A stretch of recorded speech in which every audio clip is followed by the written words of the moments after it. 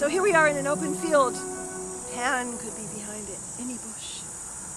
And Claude Debussy understood Pan and how he was sort of scary to look at, but he was a terrific dancer, and he would run after every nymph he saw, and all of these things he put together in our great masterpiece Syrinx, or Syrinx, which only takes about little over 2 minutes to play, but just kind of is one of our true masterpieces in the flute repertoire.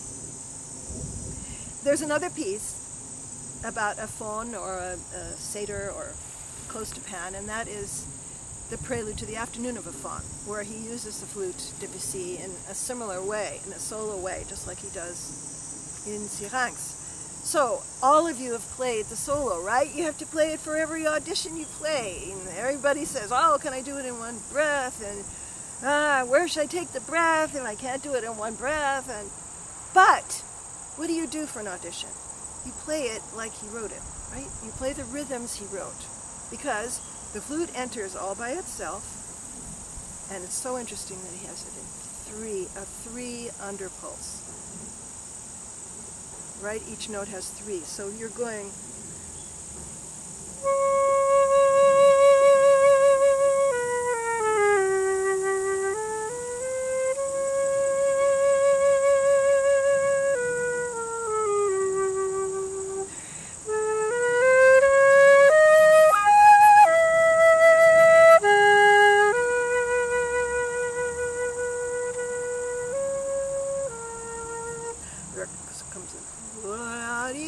right? So you have to play it that way, because you're going to have to play it with the orchestra and other flute players. You don't play it like this.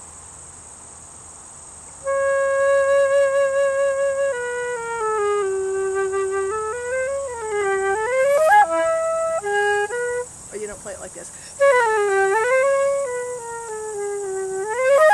You don't do that, do you? Because it's an orchestra piece. Alright, so now you pick up your copy of Syrinx, and he has a similar thing. He writes at a very specific rhythmic impulse, because he wants you to go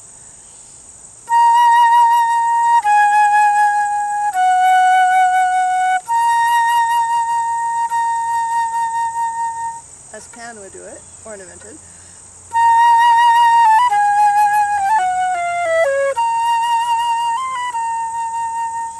But underneath is 1, 2, 3. So why do I hear?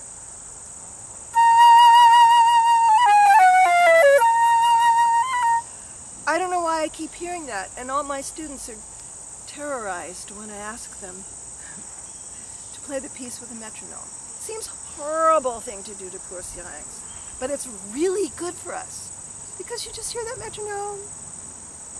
The same thing goes for this.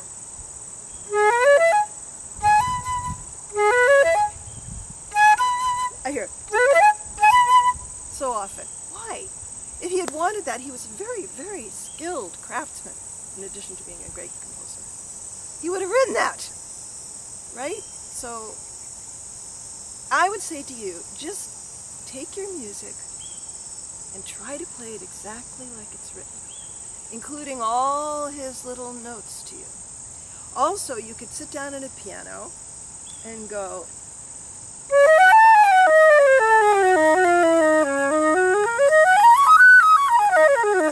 play that note, that chord when you're playing that. You'll be surprised at how it suddenly starts to sound like La Mer and other pieces that Debussy wrote.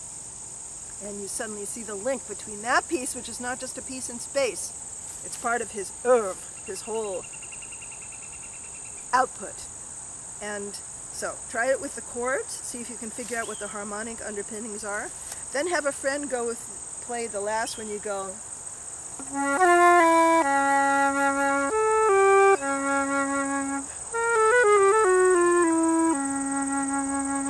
From that low D flat, have someone hold it until the very end of the piece.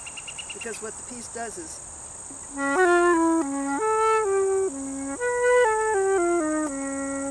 again, you'll hear piano preludes with Debussy, you'll hear similar things he did when he had 2 voices going at once.